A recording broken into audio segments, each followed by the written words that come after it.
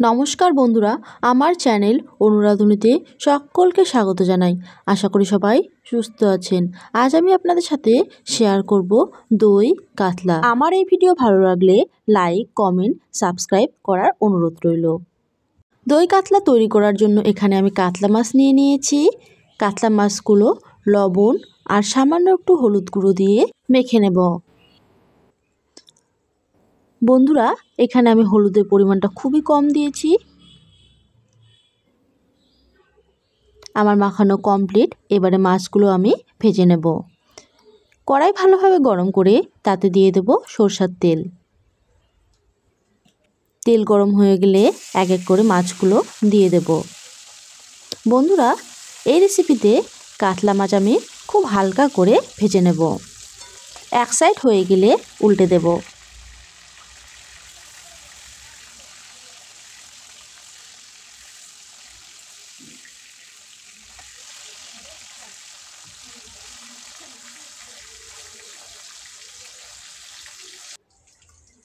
মাছ আমার হালকা করে ভাজানো হয়ে গেছে, তুলে নেব।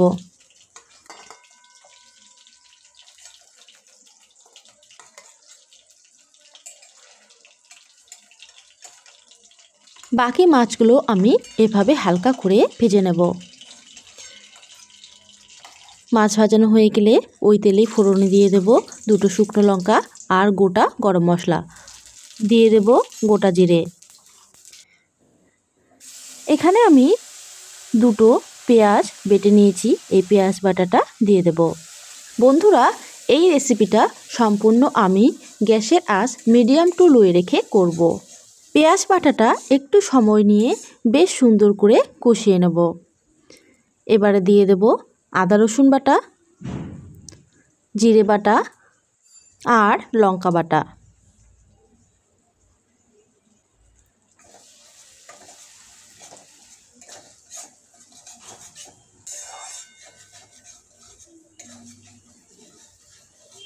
দিয়ে দেব কালারের জন্য সামান্য একটু হলুদ গুঁড়ো, পরিমাণ মতো লবণ। সমস্ত মশলা আমি খুব ভালোভাবে কষে নেব।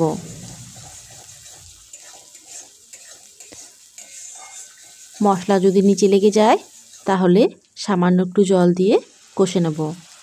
বন্ধুরা, এই রেসিপিতে একটু সময় নিয়ে মশলাটা কষে নিতে হবে, তাহলে এর স্বাদ কিন্তু অনেক সুন্দর হবে। মশলা কষানো হয়ে গেছে।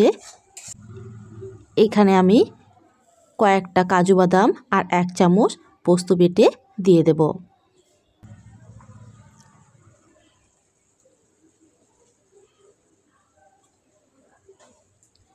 জল দিয়ে আবারও ভালোভাবে কষে নেব।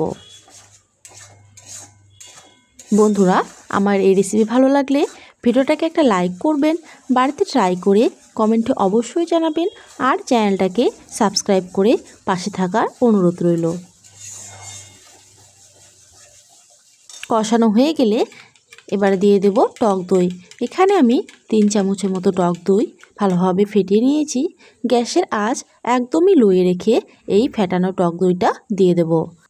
টক দই ধোয়া জল দিয়ে আবারও কষে নেব। গ্যাসের আঁচ অবশ্যই লোয়ে রাখতে হবে। টেস্টটাকে একটু ব্যালেন্স রাখার জন্য দিয়ে দেব 1 চামচের মতো চিনি। চিনিটা অবশ্যই দিতে হবে। দেখুন বন্ধুরা, আমার কষানো প্রায় হয়ে গেছে, তেলটা একদম আলাদা হয়ে গেছে। এবারে দিয়ে দেব গ্রেভির জন্য জল।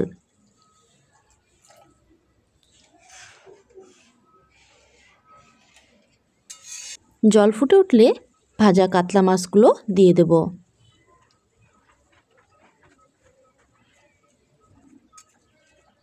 ভালোভাবে নেড়ে চেড়ে নেব। গ্যাসের আঁচ মিডিয়াম টু লোয়ে রেখে প্রায় 5 থেকে 7 মিনিট ঢেকে রান্না করব।